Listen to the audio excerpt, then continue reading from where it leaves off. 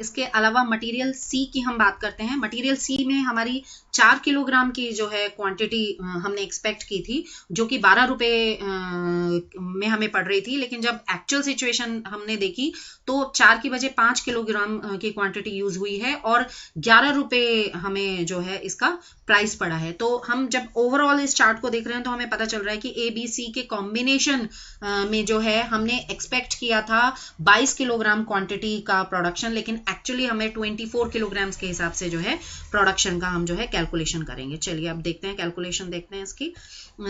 सबसे पहले सॉल्यूशन देखिए, इसमें सबसे पहले हमने कॉस्ट वेरिएंस डिस्कस किया है।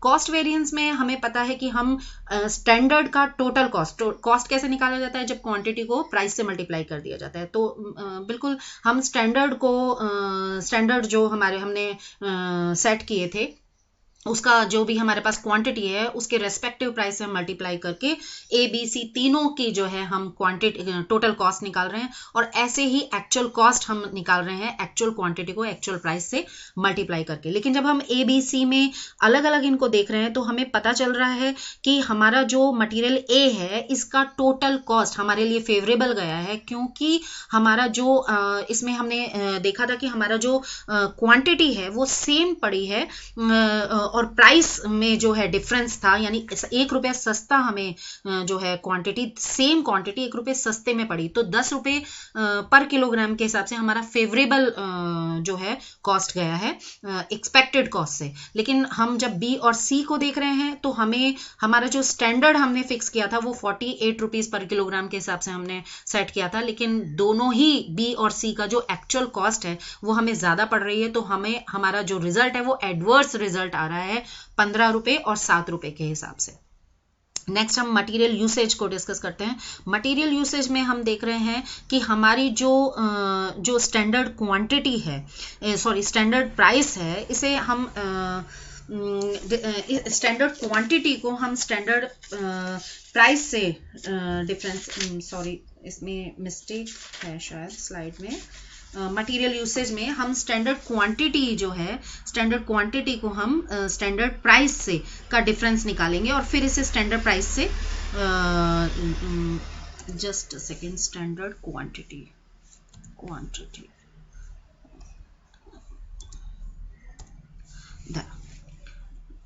ओके।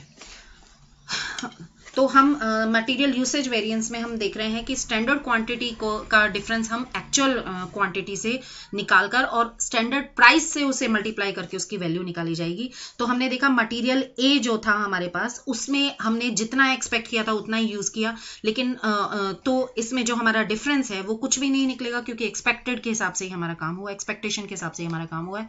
मटेरियल बी में देखिए जो हमारा क्वांटिटी यूज है वो हमारा 1 किलो यानी पर के 1 kg जो है एक्स्ट्रा यूज हो गया था, तो एडवर्स रिजल्ट 6 रुपए एडवर्स रिजल्ट हमारे सामने आए हैं। नेक्स्ट में भी हमने जितना एक्सपेक्ट किया था 4 रुपए पर किलोग्राम के हिसाब से, उसके कंपैरिजन में हमें 1 किलोग्राम फालतू इस्तेमाल करना पड़ा, तो हमने स्टैंडर्ड प्राइस से जब इसे मल्टीप्लाई किया तो हमारे पास इस वेरिएशन की वैल्यू आ गई 12 रुपए एडवर्स वैल्यू। तो ये हमारी जो है एडवर्स वैल्यू आई। इसके बाद हम नेक्स्ट डिस्कस करते हैं। नेक्स्ट है हमारे पास एक सेकेंड, उसके बाद हम मटेरियल प्राइस वेरिएंस डिस्कस कर रहे हैं। मटेरियल प्राइस वेरिएंस में हम स्टैंडर्ड प्राइस को एक्चुअल प्राइस से कंपेयर करके एक्चुअल क्वांटिटी से मल्टीप्लाई करके इस वेरिएंस का जो है हम वैल्यू निकालेंगे। हमें पता है कि सबसे पहले हमने जो हमारे पास जो प्राइस जो मटेरियल ए था, मटेरियल ए बी और सी, इसमें सबसे पहले हमने देखा कि ए में हमने एक्सपेक्टेड प्राइस 8 रुपए था, लेकिन एक्चुअली हमें 7 रुपए पड़ा, तो फेवरेबल प्राइस मटेरियल ए का हमारे सामने आया।